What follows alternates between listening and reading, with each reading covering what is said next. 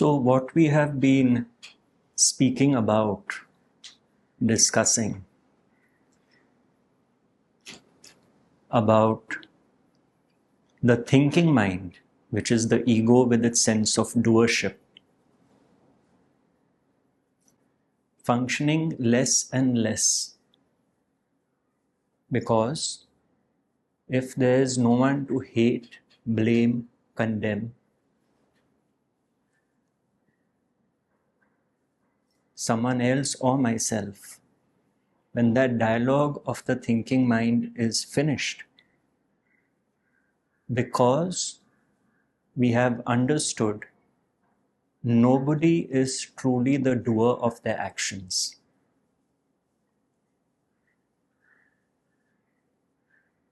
When this is understood, reflected upon in our own lives, we find that earlier, when the content of the mind was directed at individuals, it was churning all the time. When we see the hand of God behind everyone in our lives, shaping people the way God shaped them, genetically, in terms of conditioning, and giving them their innate nature. When we are living this acceptance, the churning of the mind is less and less and less.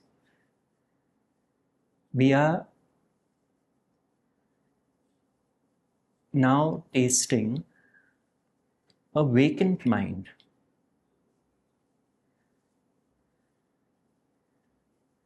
So if I was to simplify it, let's say you are going somewhere by car or walking, and earlier you kept thinking, this one said this to me, this one did this to me, how dare he have said this, why did this person behave like this to me? Suddenly all that dialogue has been dissolved. And I find when I'm in the car or walking down the street, I'm witnessing more and more my environment and surroundings because I'm not lost in the thinking mind.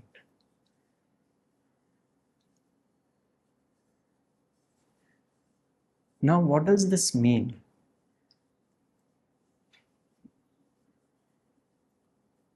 Because we hear the highest spiritual teachings talk about realizing the self, enlightenment. Could it not be that with the quietening of the thinking mind, which would automatically mean that I am resting more and more in being, in presence, could not that be discovering the self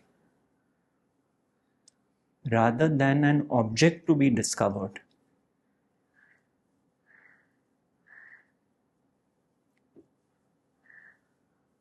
Now, the tongue,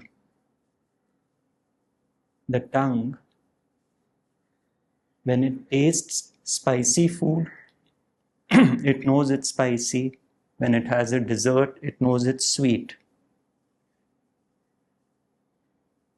But when there is no food in the mouth, couldn't we say that the tongue is resting in its natural state?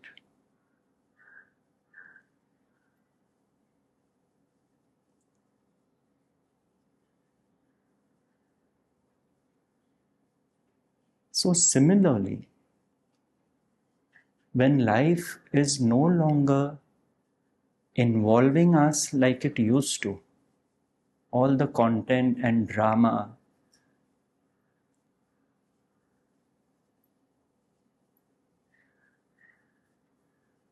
we find we are no longer buffeted by life between the banks of pleasure and pain. We find the next situation which comes before us, maybe a challenge, maybe a crisis, or maybe some pleasurable moment. that we are handling it with more and more equanimity than we used to. We find that we are reacting less and less with life and life situations and responding more and more.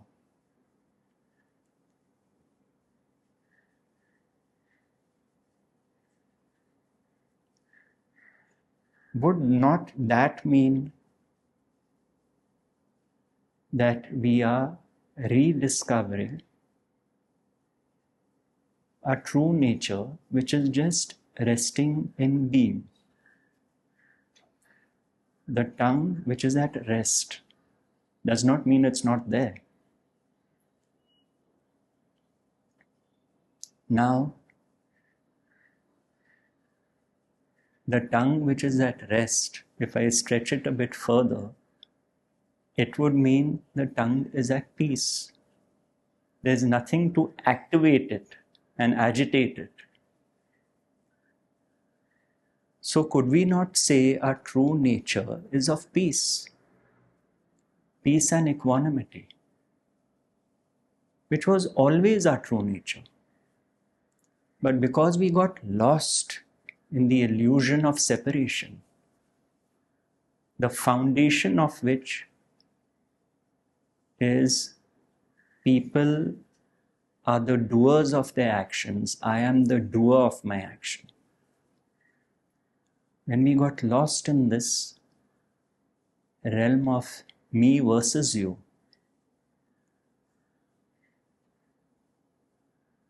we lost that peace.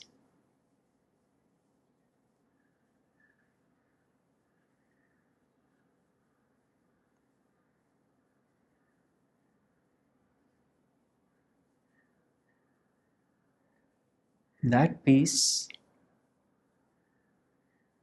the deep peace of deep sleep, when the me and my story was absent.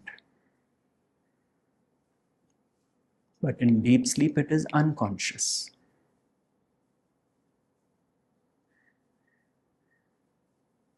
But could we not say from our own experience that I am most at peace when I am not there?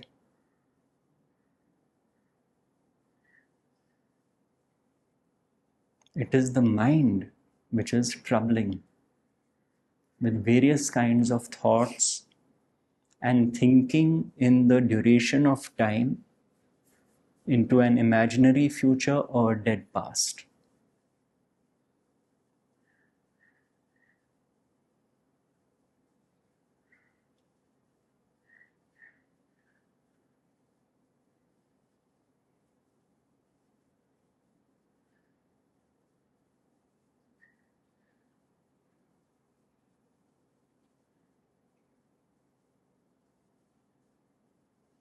So if we find that our lives are becoming more and more peaceful, daily living is becoming simpler day by day, event by event,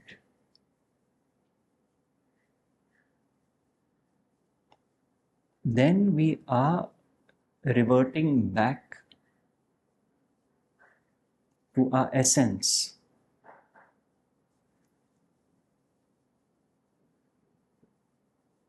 Sukha Shanti. And we find we are now witnessing the flow of life more and more, seeing people do things the way they do them because that's the way they are designed. Seeing that we never know what the next moment brings, many times pain, sometimes pleasure. Seeing this is the nature of life, the nature of manifestation, which earlier I took very personally. And because I took it personally, I lost my peace and made others lose their peace.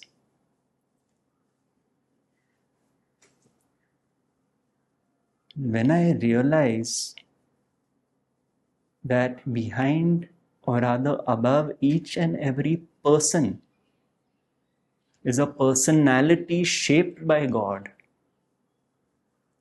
including myself, then my relationship is no longer with persons but with God.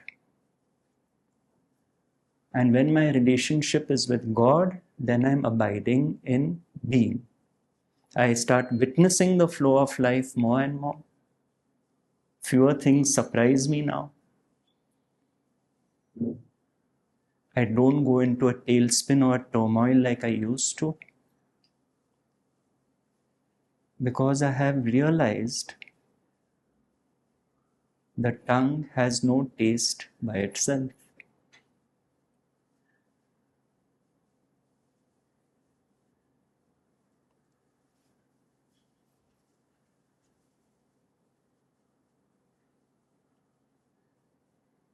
When I realize that my thinking mind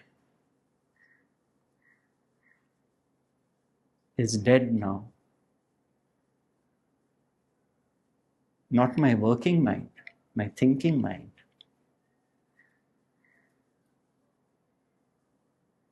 then I have started experiencing for myself what death is.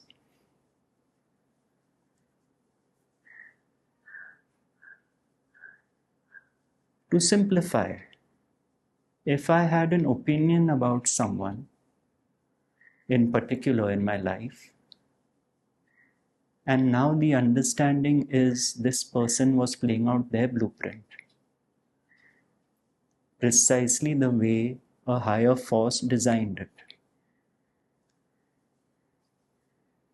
then I am now dead to my opinion about the person.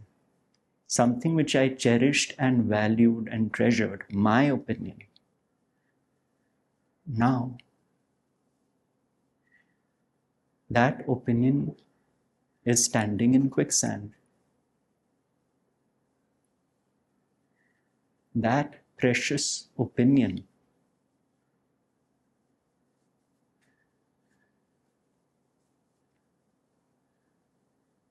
how precious is it now?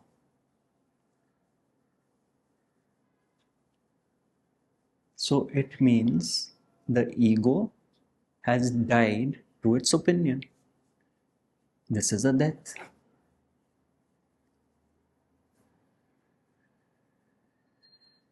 Such a person who is fortunate enough that the ego dies incrementally, bit by bit, resulting in more and more peace, more and more peace, more and more peace, is very fortunate because they have gone through the process of death, which is what life is about.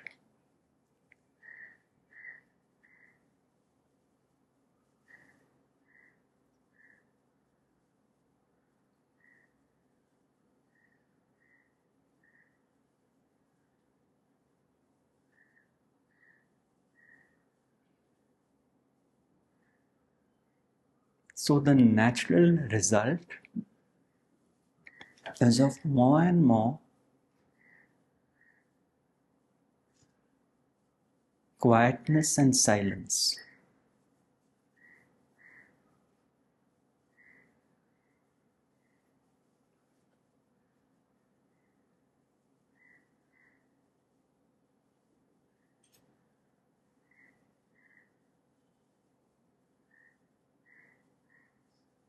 Less and less of trying to change people, dominate people.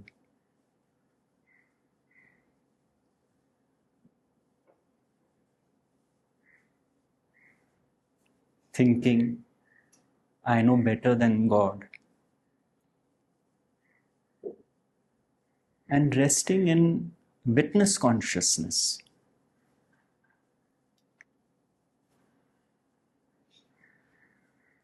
Sakshi Bhav.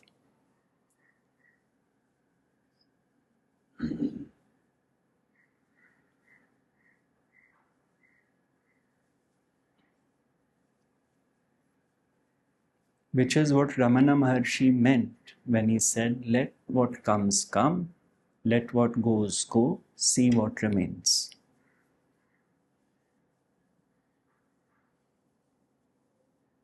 What remains is pure being.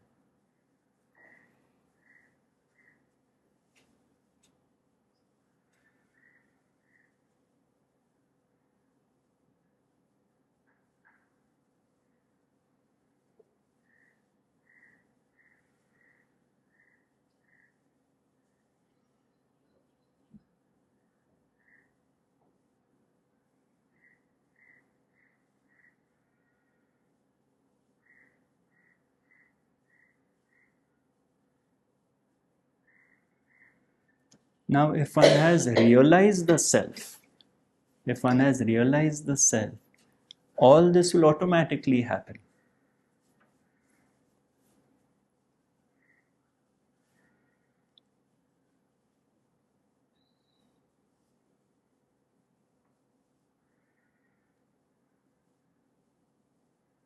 Because the realization is there is one self. The selfhood of that person and this person is but one. This way, in this approach, with daily living, by and by,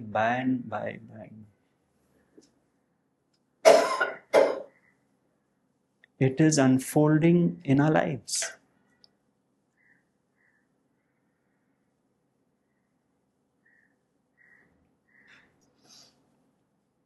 Many of us are living in the city. We are not sitting in a cave for 3 years in sadhana, tapasya, or going to an ashram. So our engagement with the world, our relationship with the world, our relationship with ourselves is where we realize the self.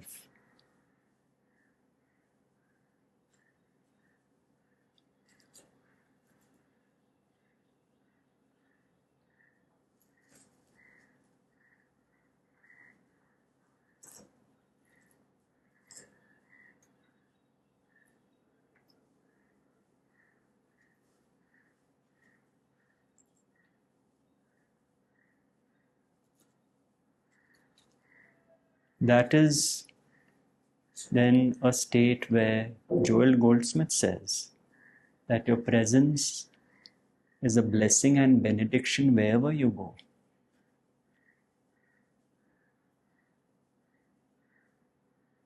Because you are going in peace and harmony, not in agitation and conflict.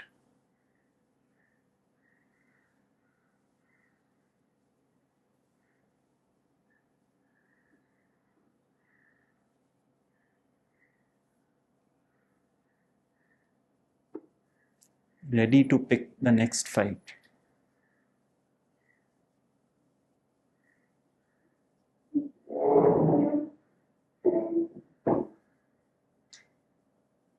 Because if you're carrying a sword, then the universe will put someone in front of you so you can use it.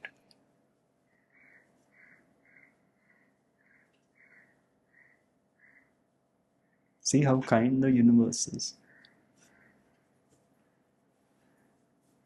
It's looking after you.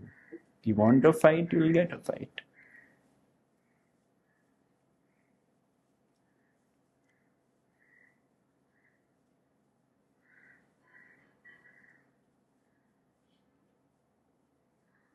You want peace, you'll get peace.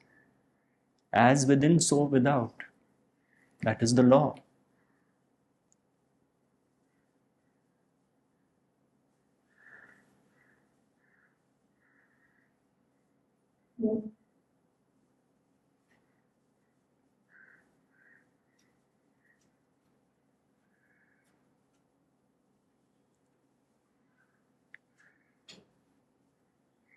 And conditioning can be cruel.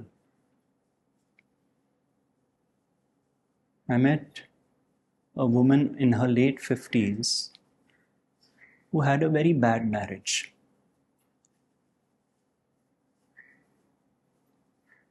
And separation took place long back, I think 20 years ago.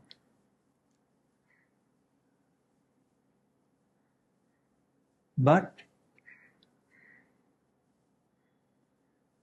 she was telling me the other day how disproportionate her reactions are to the male species. Even something which is a slight pinprick, she gets triggered. She views it as aggression, whereas the person may not have meant it that way. But because conditioning is so strong, this comes up. That is the burden of conditioning. We can't see clearly.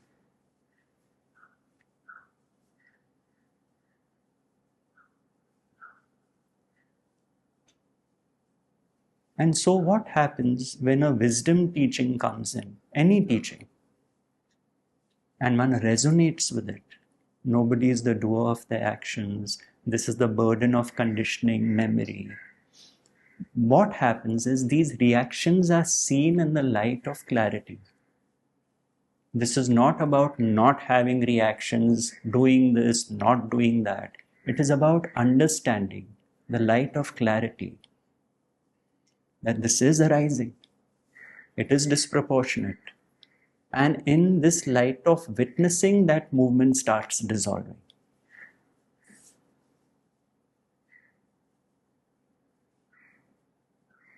Because you didn't create the conditioning, God did. And you think you can undo the conditioning. It's absurd.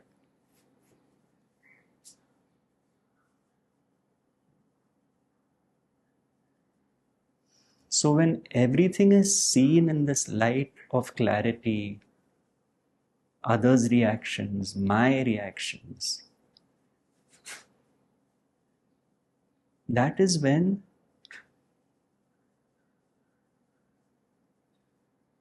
all this is losing its grip on me. I'm getting freed of it.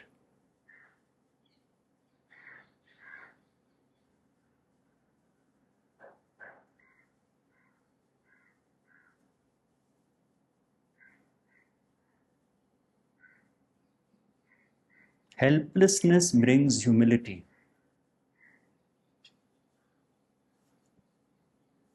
And helplessness is not really helplessness. It is the courage to see things as they are.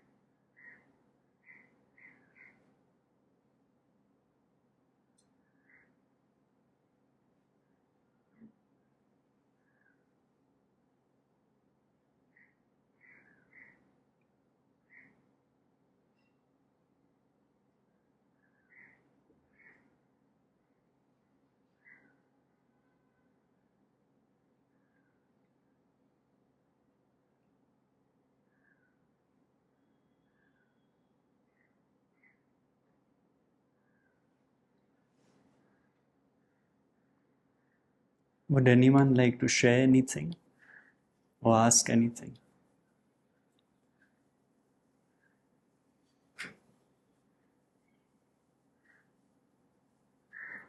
Just take the. I believe people are complaining in the recordings that the audience questions are not clear. How to quieten the agitated mind at that moment?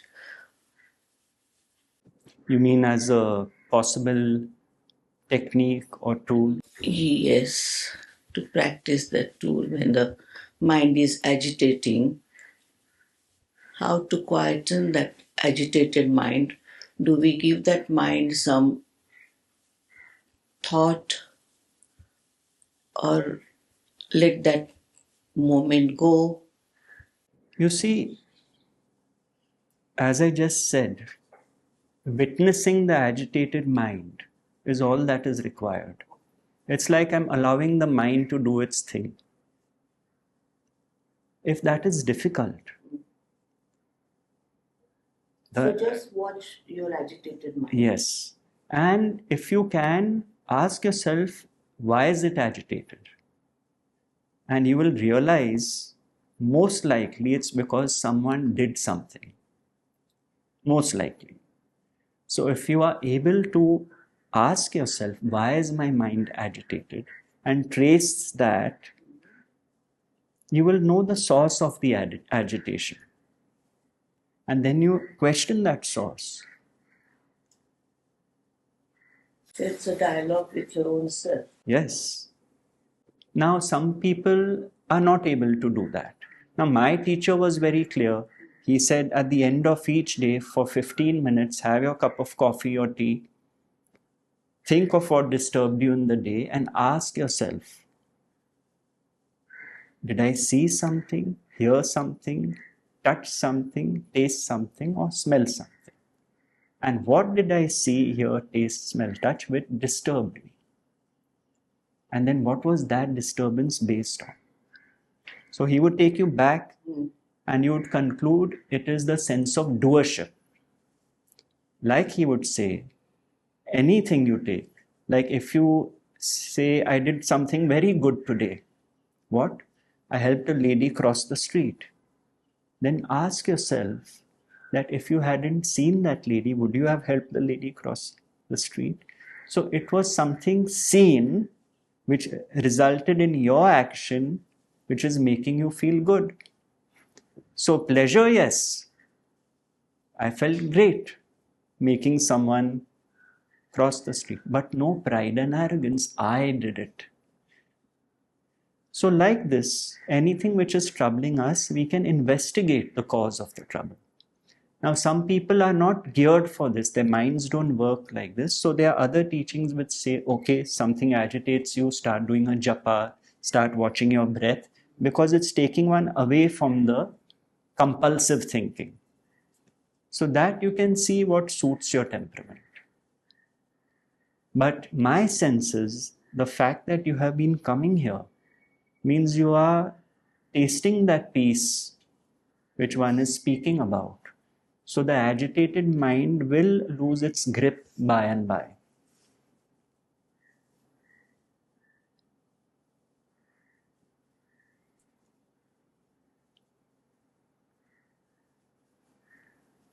You see, the agitated mind is nothing but me reinforcing my identity.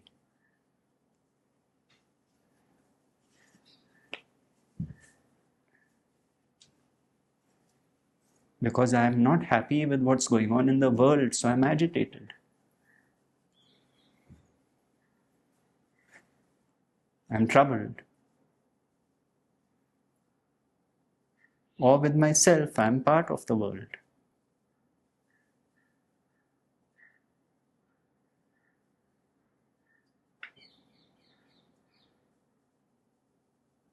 The question is, who knows that the mind is agitated? The agitated mind cannot know it is agitated because it is agitated. So who knows it is agitated?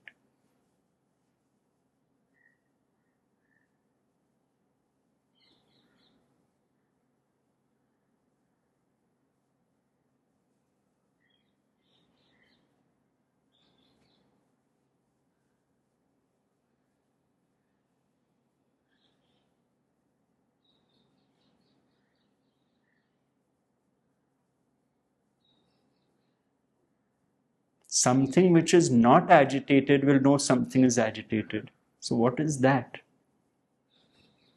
You see? The peace is resting there. Yes. The peace is resting there.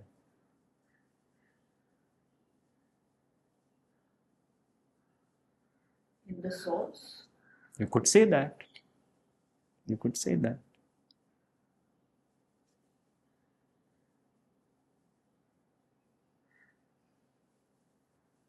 So even the agitated mind has to be offered at the feet of the source. Not I want to do something about the agitated mind. Even that has to be offered. That is called surrender. I can't control the agitation, so I'm offering it to you. If you think you can control the agitation, it is the ego walking in through the back door. I can do something. Let it be. The best way is to let it be. As Ramana Maharshi said, a guest comes to your house and you ignore the guest is not going to stay, it will leave. But if you keep giving food and saying, no, no, stay, stay, which is what we do, we keep feeding the agitation. If we ignore it, it's going to go because it's not getting sustained. The spotlight is not on it anymore. We put the spotlight. The chatter of the mind. It's crazy.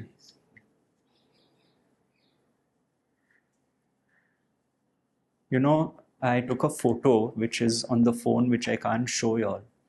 I had mentioned quite often in Bringers of the Dawn, the line which says, human beings love their drama so much that they get lost in the process of processing.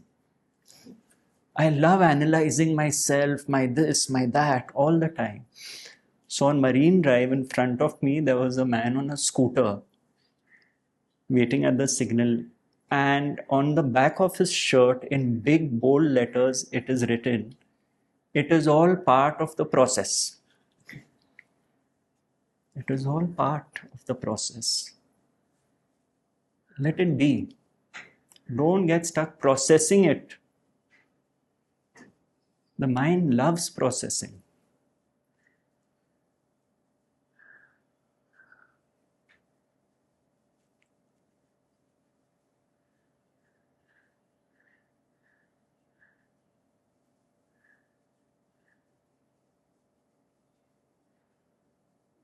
I remember when I read Stillness Speaks by Eckhart Tolle, which is just 1-2 line statements. One which I really liked, leave life alone, full stop. Let it be, full stop.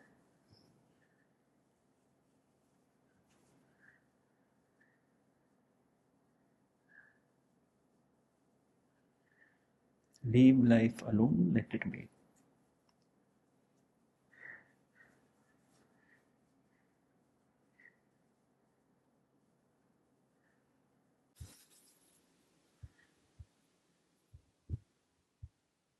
Hi, Gautam.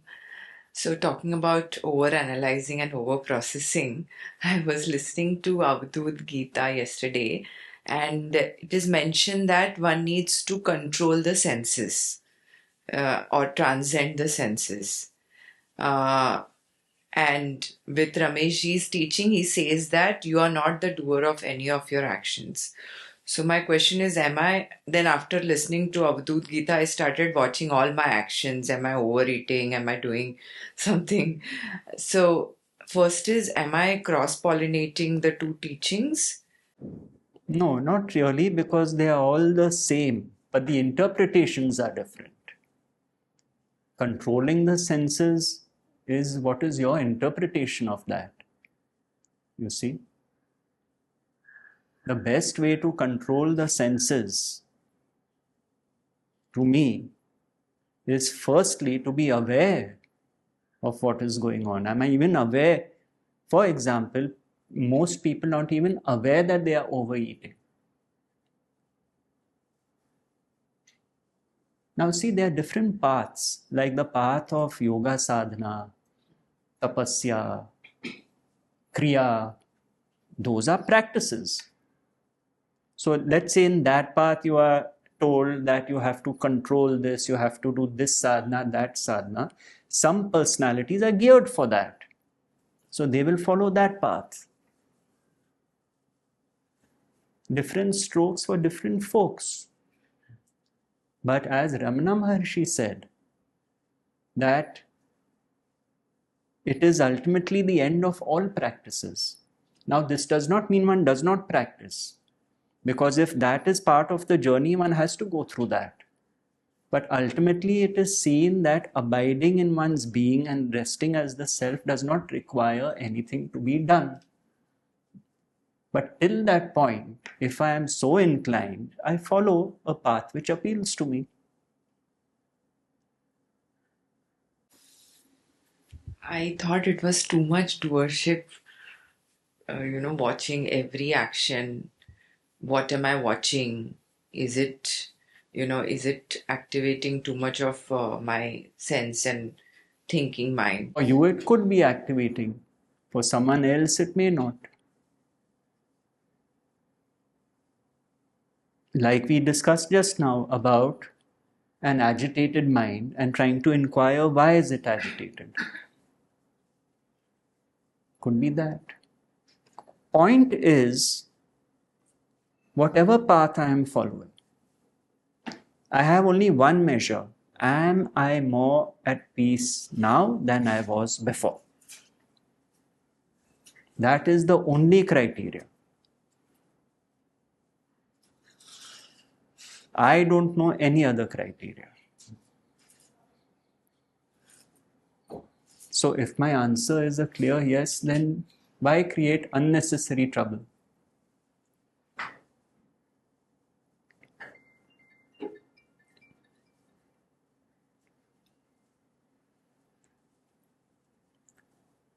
Why trouble ourselves more than what trouble is coming our way? Enough is coming. Why add to that burden? Isn't it? Yes, Hamza. Just what Meenakshi said. Actually, what happens is that at what you said, Gautam, we have a personality type. Like some people are extrovert, the Bahirmukhi or the Antarmukhi, which is the introvert.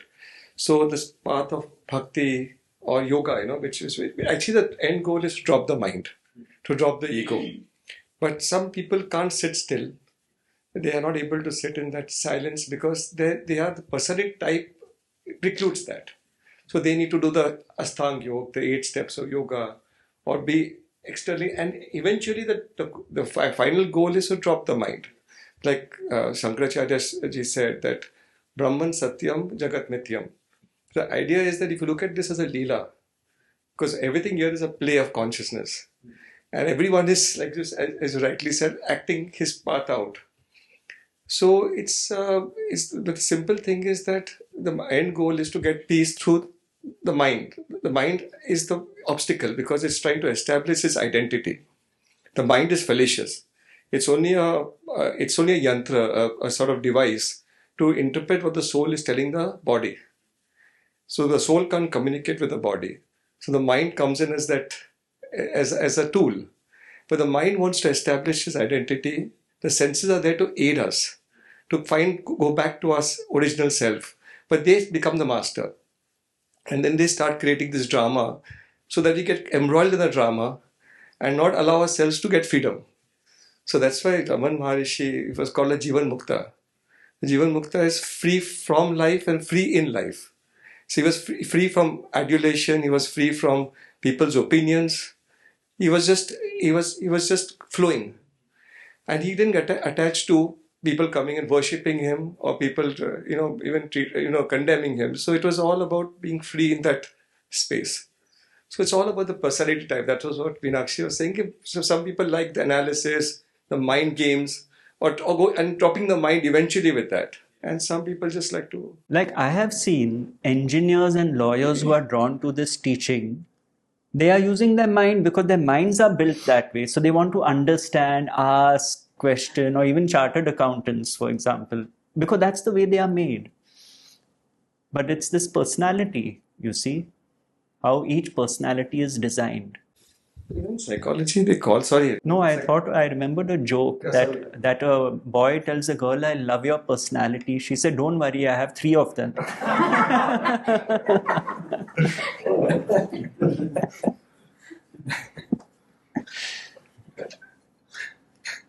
Yeah, sorry. No. So actually, in psychology, they analyze a person in the first sitting, whether what suggestibility he belongs to. So if it's a emotional suggestible, he's an introvert, and if it's a physical suggestible, he's a extrovert.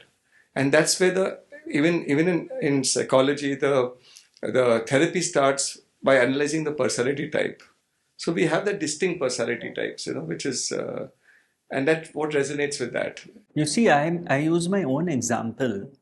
I was a quiet child, even preschool and during school.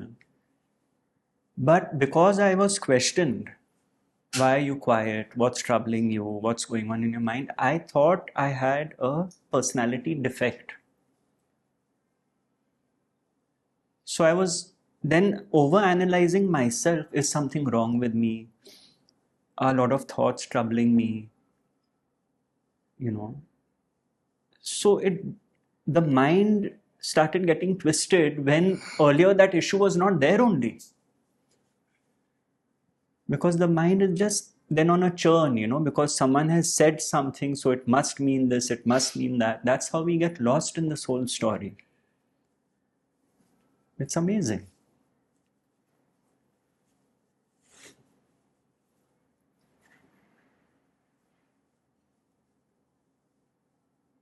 So, someone is quiet, someone talks a lot. Like you meet someone who's talking non-stop, talking a lot. Now you know they are designed that way.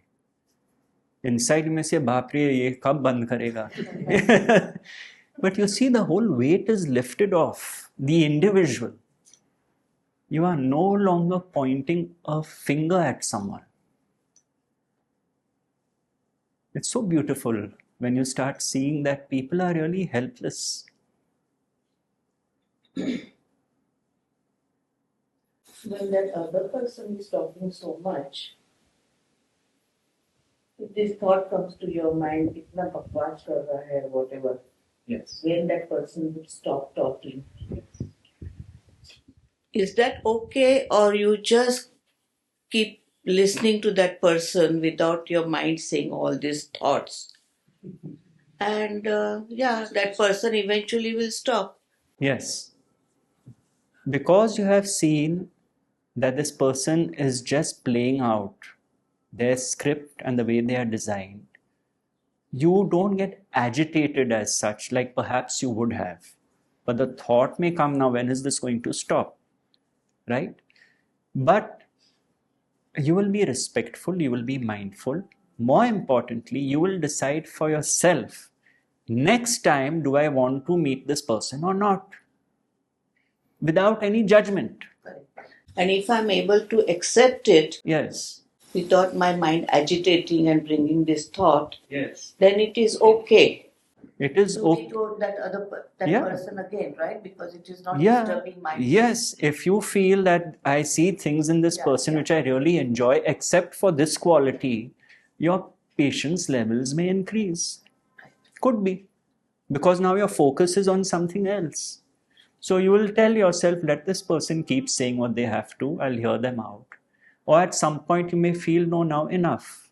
But because all your decisions now are objective, because you are not blaming and hating someone for being a certain way. So you will respond to this person. And if that means at one point saying, now I think it's enough, you won't meet that person again, but you'll still wish that person well. Because I'm going through this now. And then it's a good example for me to understand. Even better is if you ask yourself, maybe I am also saying a lot of bakwas but not aware of it. That can also happen.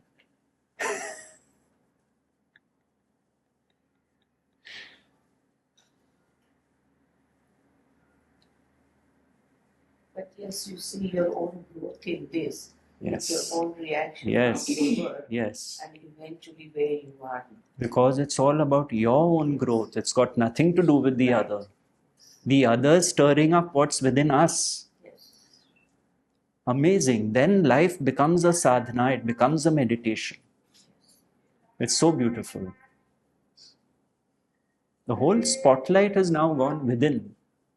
The appearance is there. The appearance that something is done by the other. Now it is seen as an appearance. And what is it throwing up within me? That is what is more important. It's so beautiful.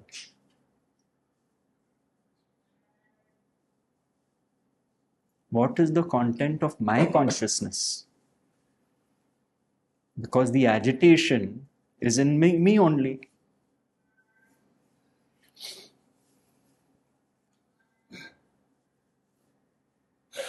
Sometimes I feel you also. Why are you hiding behind the chair? Yeah? It's because it's very cold. It is very cold. I don't know why the fan and the AC is on. You can switch one off. You can. Just Dwarpal.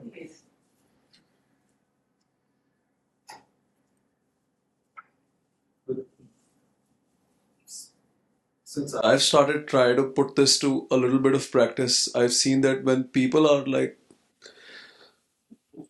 the first thing you see is people can talk a lot. Once you go a little silent, and I felt like when you start applying this, nobody's the doer of their actions in your heart while someone's incessantly talking. I started seeing what they really want to say, but they're unable to say it. Sure. So they're incessantly talking, but sometimes what he or she is really trying to say that I lost my mom and I miss her. But the dialogue is cribbing about something completely different. And then if you can really hear what they're saying, but they're not able to say, sometimes you're able to calm them down a little bit, or help them talk about it and help them in some way, like. Sure, I agree with you. Yeah. It is when people ask questions in satsang, it is not that the questions are being answered. The questioner is being answered.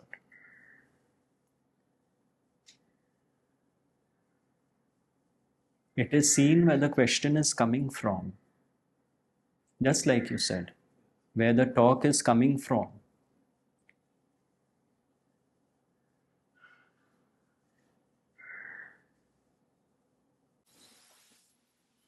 That's why I don't ask anything. And the thing is that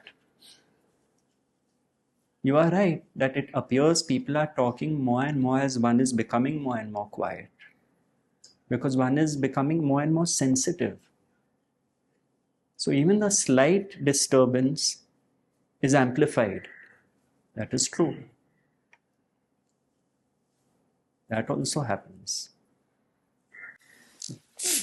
And at times, people don't even have to say a single word for you to feel how disturbed they are sitting in a room. Sure. It can happen. If you're even more sensitive, you may find that if you're meeting someone for dinner and you go back to your home, you are not able to sleep. Because a disturbed mind is a vibration which one can absorb, so to speak. And a peaceful mind is a vibration which one can absorb. Ultimately, when one is resting in the self, nothing can disturb that. But on the journey, it is a journey of being more and more refined, more and more sensitive. So Goldsmith was quite right when he said that for someone who's deeply on the spiritual path, even a slight transgression of the law is what he calls it, not the legal laws, the spiritual laws, gets magnified. What does that mean? Transgression of the laws? Means the smallest thing, like, okay, for example, you see someone telling someone else something based on doership, and it's something ill-intended. Because you are more sensitive, it hurts you more. Because you're seeing it happen there, so to speak. So similarly with yourself, if something minor happens which 10 years ago would be insignificant, and you see, my God, and that minor transgression looks so big that even this happened. So things really get amplified. See, for example, you don't eat anything, that means your tongue is at rest for one full day, and then you just put a drop of food. It gets amplified. If you're constantly feeding yourself, that thing goes. So like that, when one is at rest, when one is at peace, a slight ripple becomes like a tidal wave. This is on the journey. Ultimately, no. I'm just saying that, like, as you said, that for you this is happening, that when someone talks a lot, you can see this, see that. That is part of the process.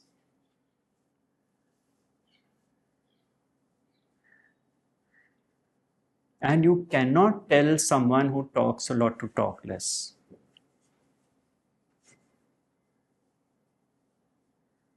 Because they are not the doer of their action. Yes. And you don't know best. Maybe the way they are processing their drama is through talking. Unless they ask you, am I talking a lot?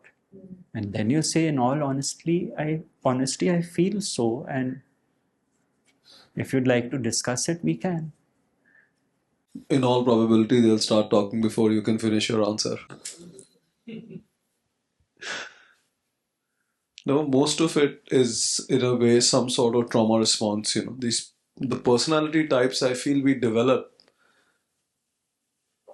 are not coincidental.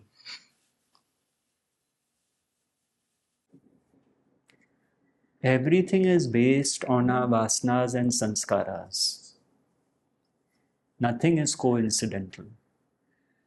The whole point is, are we unconsciously living out our patterns?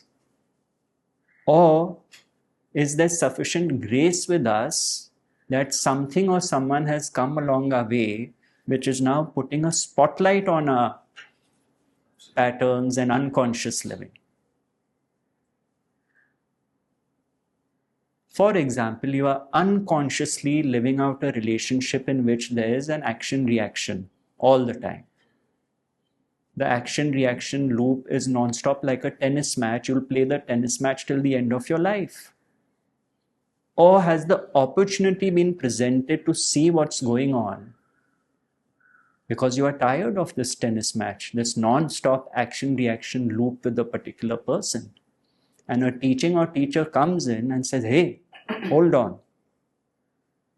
Now look at this unconscious patterning, unconscious reactions in this light.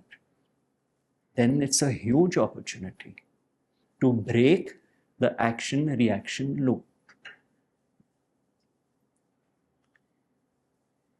Now, how do I break this loop? If I'm playing a tennis match and expecting the other to change, wouldn't it be simpler if I kept my racket down? If I'm not perpetuating the game, it is the end of the game. I am perpetuating the game because of believing others are the doers of their actions. So then the action-reaction loop does not get sustenance anymore, which basically means in this particular relationship where there was action-reaction, now with the light of awareness, I find I am not reacting but rather responding. Respond I must. I have to decide, am I to continue in this relationship, step out? What are my options? After all, I'm a human being. But because I'm no longer unconsciously hitting the ball back, I'm now in a space where I can decide for myself what is the best course of action for me. And because this decision will not be based on angst, ill will, and so on, which Goldsmith calls malpractice, because it will be based on clear seeing, it will be a response.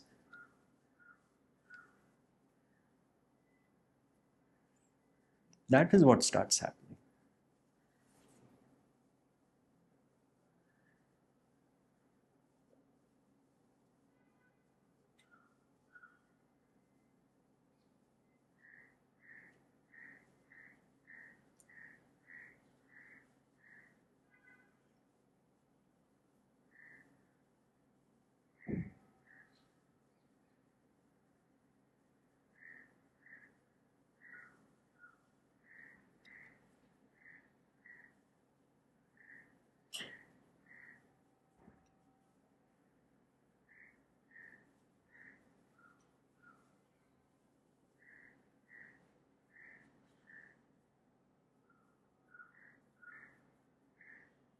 Which basically means I'm no longer reincarnating into those action-reaction loops like I used to earlier.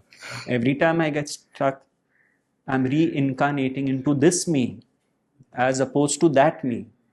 My view opposed to your view. You said this, I said this. Constant reincarnation. Forget the next birth.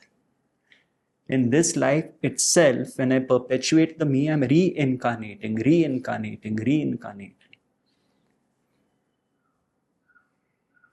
Living out my story again and again and again, reinforcing this is me, this is my view, this is this, you are that. When that is dropped,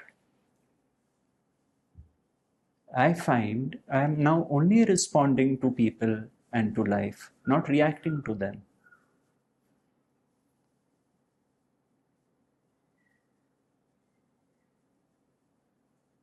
This is where the conflict comes, responding and reacting. Yes, the ego with its sense of doership is mired in reactivity.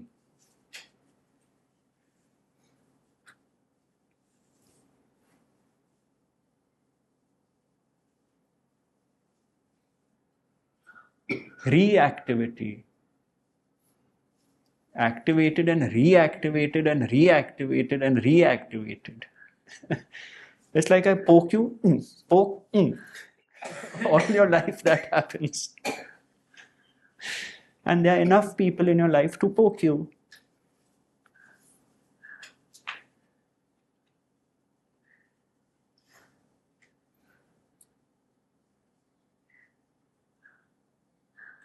You want more? I'll send them your way.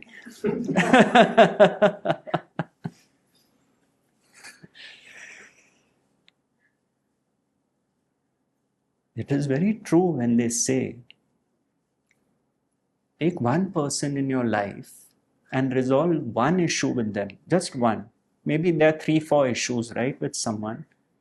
Because when you resolve that one issue with one person, you have resolved that issue for all as far as you are concerned.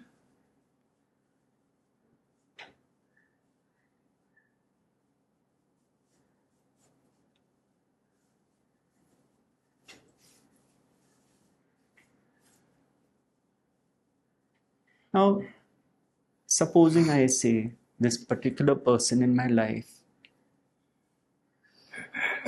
has the money, but never takes me out for a meal. Miser, right? Now I say all my life I've been condemning this person within myself that he's a miser, she's a miser. Now I've seen, so what? God gave the money, but they have some deep insecurity which does not allow them to spend freely. So I've released them from my judgment that they are a miser. Now I've accepted maybe they were short of money in their childhood, so they are very careful about spending. Maybe. I don't know. Right? What does this mean? It is resolved. My issue with this person on this aspect is resolved for myself. I can see the person is not being a miser deliberately, which means I will not judge anyone else because the resolution has happened that the miser did not choose to be a miser. So I will not call anyone else miserly.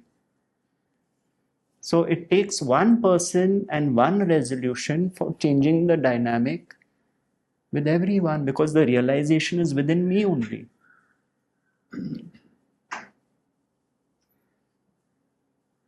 So each miser is playing their script. Yes. Just as someone who's generous is playing out their script.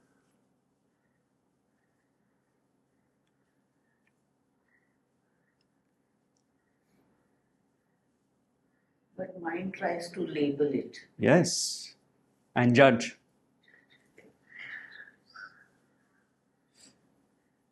That is what the mind does.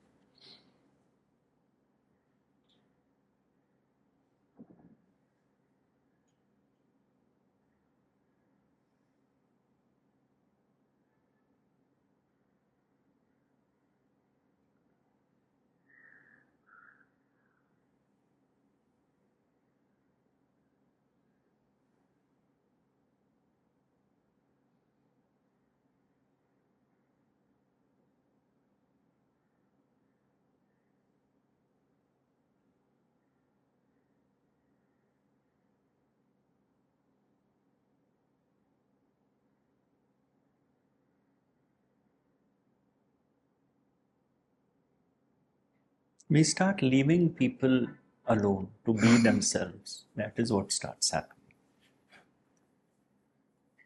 Rather than being obsessed with trying to change them,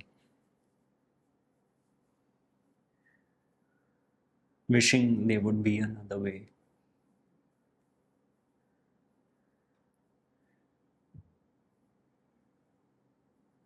There was someone I met at the club who's not too familiar with what I speak about, but she's on her own path. She's a Westerner, so been to Western teachers and all that.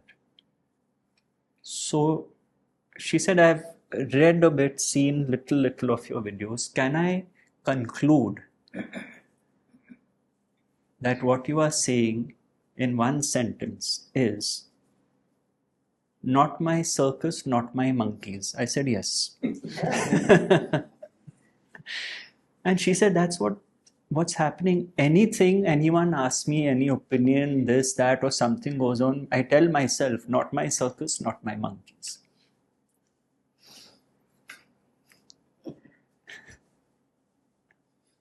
Amazing, because it's true.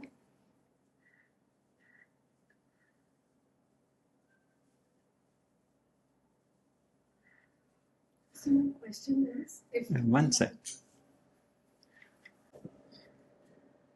my question And is, we put up the tent, put everyone on the stage, put the animals there doing the acrobatics. It's all ours. Circus is ours, monkeys are ours, everything, clowns are ours. I can't take the discomfort. So if you're just walking away from every relationship most of the time, That is a problem, because many people are seeing this. Many people have most of their relationships distressing and disturbing them. So the invitation is to resolve this, not walk away from it all. Because if there are more people in your life you don't get along with than there are, it needs to be seen. And the ego needs the courage and the opening to look what is wrong here.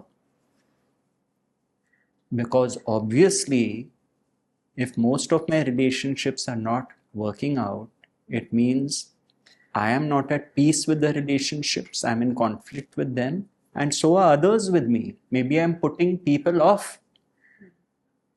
It could be. It's not just me walking away. So that is a troubled mind. And that mind, if by the grace of the source is drawn to a wisdom teaching or teacher, that is a huge opportunity, huge, because it is now presented. The window has been opened and it is a question of time. But if one lives this out unconsciously, where most of our relationships are not working out, and this goes on till the end of life, then there is no peace in that life. Because all relationships are a reflection of my relationship with myself. All relationships, be it family, friends, colleagues, or the stranger on the road, are a reflection of my relationship with myself. Why? Because the manifestation, life, people, is a reflection of the source within itself. It is not apart from the source. Is the reflection in the mirror apart from you? So if most of my relationships are disturbed, it means my relationship with myself is disturbed. So if I am avoiding relationships because most are disturbed, I am avoiding seeing myself.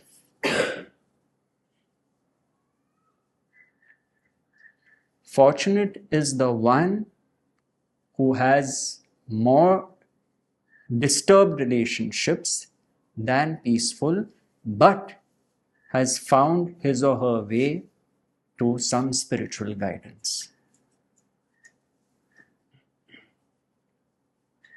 Now, in traditional thought, Hindu thought specifically, there is a belief that even this opportunity can be missed. This opportunity, if one comes across it, if it is not recognized and as an opportunity, it can be missed. Ultimately, we may say even that is God's will. But this is the traditional thought which I have come across. I have been to many masters, teachers over my lifespan. That the source will present the opportunity, but it can get missed. Therefore, I keep saying, someone who is more troubled, the fact that they are drawn to something, they are blessed. Because the turning will happen. When, we don't know. But that inward journey has begun. So it's a very good thing you have raised. Very important point. Very important. There is one case kind of a reverse to this, or the other case. It is happening in my case, like everything is working out other than the closest one or two, my wife and children. For example, one question my daughter asked me is, you are giving too much importance to other persons. Then I said, I treat everyone equal. No, Papa, you are treating others kind of God. Then I am saying I am following oneness and you are also God to me. Everyone is God. Or I treat. No, we don't feel that way.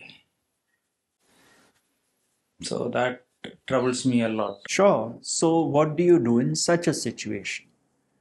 You do precisely what you feel you should do. You have got this input from family.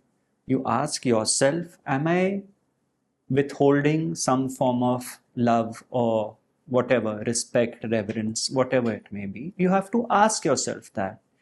And you have to say, if I feel, then I apologize and I say I'll try my best. But if I feel, no, I am really giving my all, 100% to family. I know it in the bottom of my heart. Then what does it mean? It is not recognized by the other, and you have no control of what the other is feeling. So, as long as your conscience is clear in the sense you take on board what is said by family, you ask yourself, investigate, is there something behind that? Maybe I could be more giving, or maybe I can't give anymore, I'm just giving 100%. So once that is recognized by you, and you feel that no, I am really who I am, and I do see everyone as the same source consciousness and God, then you have to accept that some relationships are meant to give pain. God has not guaranteed all your relationships will be harmonious. The rivers of karma run deep. The rivers of karma run deep. And Rinanubandhan. Some relationships, you may try your best. But if they are not meant to work out, they won't work out. But because you have absorbed the other and yourself from doership, the pivot of the Bhagavad Gita, you are at peace. Doesn't mean there's no pain. Now, my Sufi guide in Kashmir, one day on Eid, when he was sitting with his children and grandchildren, the thought came to him, why am I wasting my time here? They have each other. That day he said, this is my last Eid with you all. I am going to the orphanage and spending time with them. He didn't ask them, how do you feel? Are you okay? To hell, he said, to hell with them. I've taken good care of them. They have each other. Bye-bye. Because he is built that way. I have given my all. My time is up as far as celebrations with y'all are concerned. And he's very happy. He goes on his own, takes some of his friends, distributes food on Eid, takes them out on a picnic in a bus. So it was, his approach was not to even wonder, are you okay? And all. He said, bus, it's done. So everyone is made differently.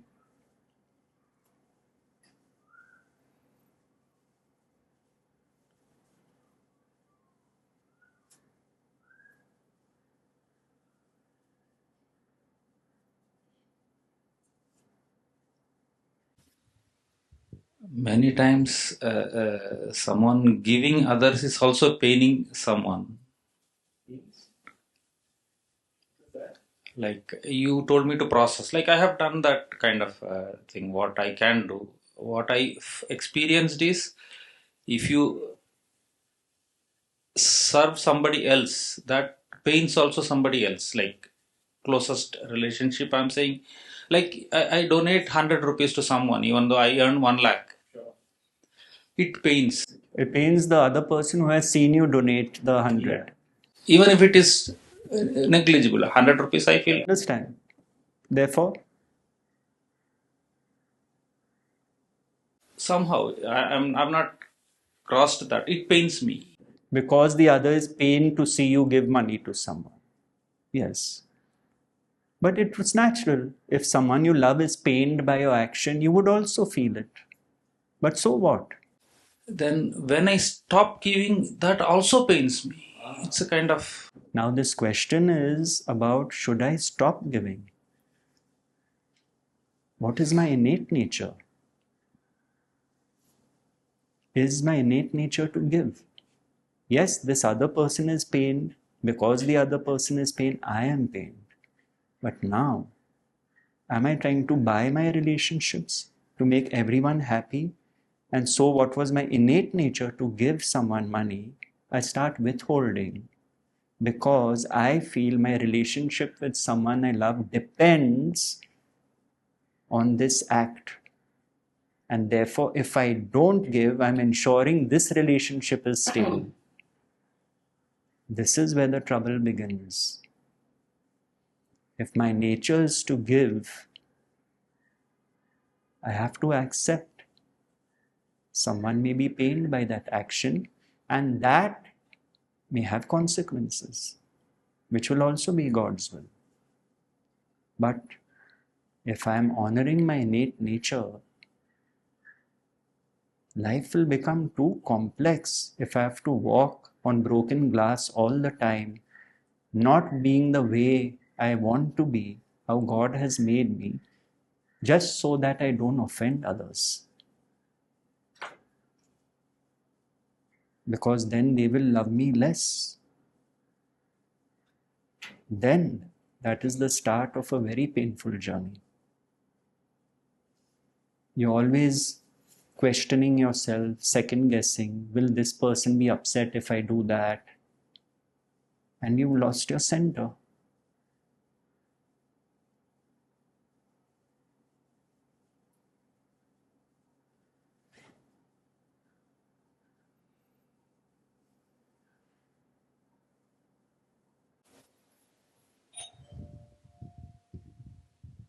I have observed in myself when I do something spontaneously without allowing my mind to jump into it and then I facilitate.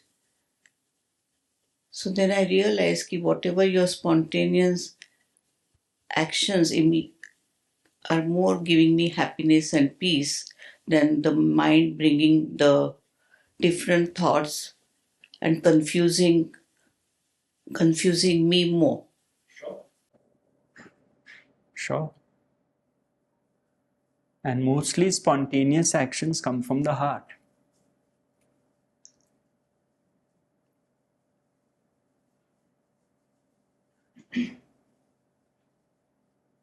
Mostly.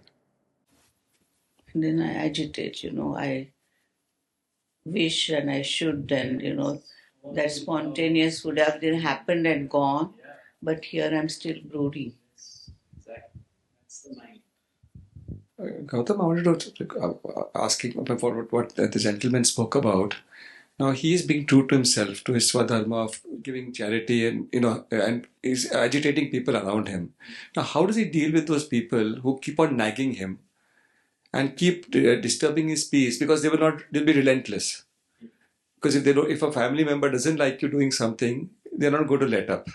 So the conflict is between his true nature, being true to himself, and also maintaining the peace in the external environment. So how does he deal with this? He has to do precisely that which he thinks and feels he should do. So for example, if he feels, look, I have had enough of this nagging, I am going to express myself to them once. Whether they listen to it or not is God's will. But I will not get troubled by it. If he is centered in peace with the full understanding, it will go in one ear, out the other. But if because they are in the same environment, the nagging goes on and they refuse to stop, he will again have to take a decision based on what he thinks and feels he should do, what his options are. Now, for example, I'm not saying this is a way. I'm just telling you how someone else I know who's in their 80s has resolved this issue. He is in a house where he is not able to get along with his wife and daughter. Not able to. How does he resolve it? He's out of the house most of the time. 80s? Yes. In 80, he's 82. No, he's 82 years old. So you see, I'm not saying a way to resolve it for him is to go out of the house. See, Advaita, this teaching will not tell you what to do and what not to do. It is not playing God. This teaching will tell you whatever you do.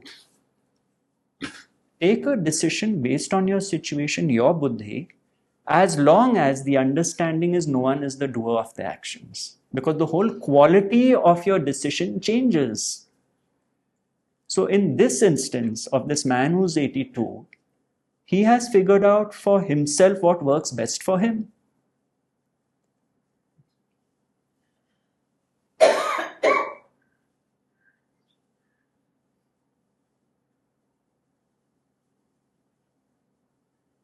And people normally nag and say the same thing again and again because they want themselves to hear it. It is true. You should know if you're in psychology. Would you agree with me? People are just telling themselves the same thing again and again.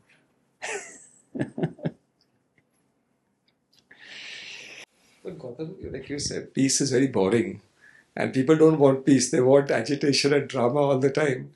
Now, as Lady said, that you walk away from relationships for peace. Sometimes the relationship is very, very toxic. And so isn't that your own way of your coping mechanism? Could be. But everyone wants peace, whether they know it or not. Those who are agitated are scared of peace because who am I when I'm peaceful? Who am I when I'm at peace? I'm nobody. Peace is nobody. And I am afraid to die. It appears that they don't want peace, but they are the ones suffering the most. That's very true.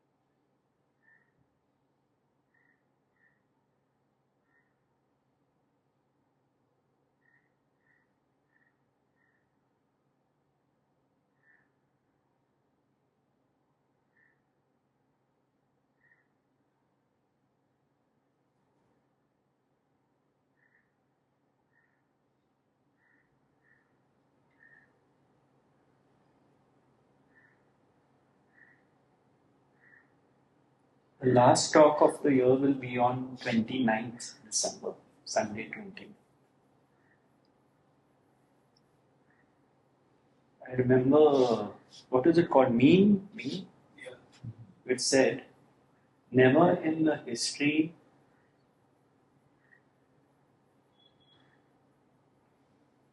of calming down has a person calmed down after being told to calm down. Doesn't work that way. Very offensive to say calm down. It is. Because the reaction you get is, I'm calm.